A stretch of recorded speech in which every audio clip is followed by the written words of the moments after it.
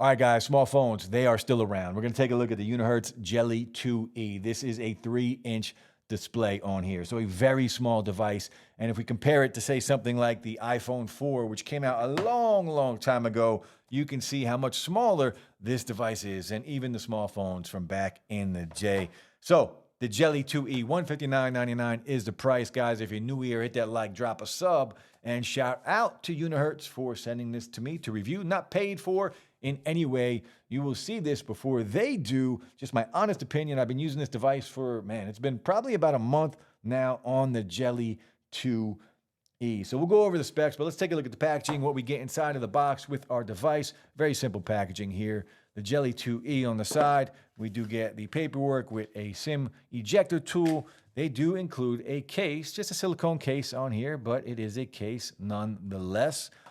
We do get the USB-A to USB-C to charge this guy up. 2,000 milliamp battery on here. We also get something, a little wrist strap if you want to carry this on your wrist. And then, of course, the paperwork, like I mentioned earlier, and an extra screen protector. There is one already pre-installed on the Jelly 2E. Now, as far as specs go on the Jelly 2E, this is a 3-inch device. It only weighs 110 grams, so it's not heavy at all. It does come in only this color. The original Jelly 2 did come in like a dark forest green. This does only come in this silver colorway. This is running Android 12 on here, and I have had a few updates so far, but it is running Android 12. 2,000 milliamp battery on here. The CPU is the A20 MT6761D quad core, 1.8 gigahertz, and a lot of you guys out there that are smarter than me will know exactly what that means.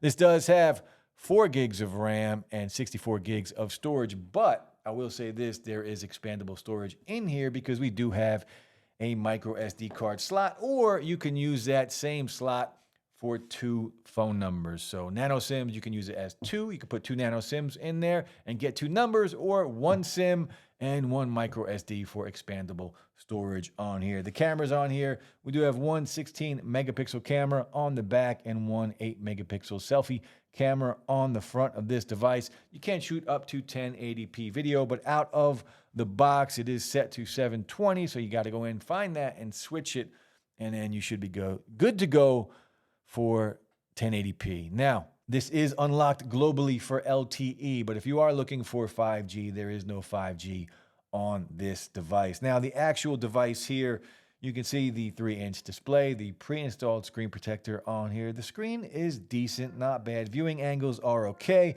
On the side here, the power button, and then the red button is your customizable button. So right now I do have this set. If I just click on it once, you can see it does start to record audio, and we're going to stop that because we don't want to record any more audio. And if I hit it twice, it's going to take a screenshot, and if I hold it down, it will turn on the flashlight. But you can go in and you can customize that and set it up to do a few different things. So that's always cool. A little customizable button here. Now, here is our SIM card tray. So again, 2 SIM cards or 1 SIM and 1 micro SD for expandable storage. Now on the top, we do have that headphone jack. So a 3.5 millimeter headphone jack. I don't know why companies just basically stopped doing this, but I am so glad Unihertz still gives us this option. I review and use a lot of IEMs, so this is huge for me. And we also have an IR blaster on the top. Now on this side, we do have the volume up and down and just some speakers on the bottom. Now, the fingerprint sensor on the back, we did mention that a minute ago. Let's just try that out and you guys can see how the fingerprint sensor works. Now, one thing I do like on here is the haptic feedback. So it does take a minute for it to, there's kind of a delay from the time you feel the haptics on the fingerprint sensor to the time that it does turn on. So it's not that bad, but it's pretty good. Not bad, not bad. There's also face recognition on here. Now there is Corning Gorilla Glass on the front, and for the PPI Patrol, 480 by 854 pixels. But overall, the display on here is decent, especially for the price. But going in and out of apps, right? That's what I kind of notice. On my device here, I did turn off animations. I went into developer options. I turned off animations to make it feel a little snappier.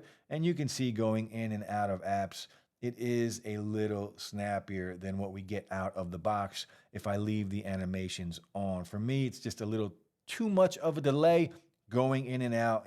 But I do this on every Android phone. You guys know, if you follow the channel, I turn off animations on everything that I have. So, and I'm always going to do that. I want it to be as snappy as possible, and that's how I'm going to leave it. But you can see here, it's not bad. Now, one thing that is very difficult on here is texting, right? This is a very, very small keypad. So if I wanted to send a tweet, you know, look how tiny that is. I mess up all the time. And I'll just try and type hello. If you got chunky fingers like I do, you know, typing on here might be a little issue. But if you got tiny little fingers, little T-Rex hands and little fingers, you're going to be okay typing on here. But for me, somebody like me, it's very difficult to type on here. And that's the one thing that kind of, you know, makes me not want to use it, is typing on here. Now, the camera's on here. I will say this.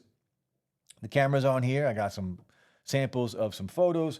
I also have some samples of some video on here, and it's not bad. Again, the 16 megapixel camera on the back and the 8 megapixel selfie camera.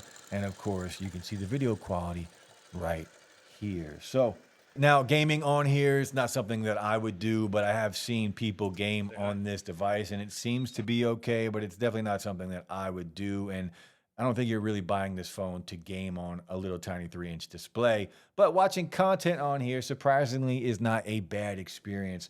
Now, the speakers on here, I'll let you judge for yourself what you think. There's really no unboxing to be done, really. It's really not like a real unboxing experience anymore. They've taken away everything.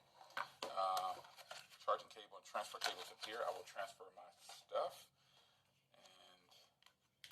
out. It's a shame how these companies are not giving anything anymore. Oh my gosh. Oh my gosh.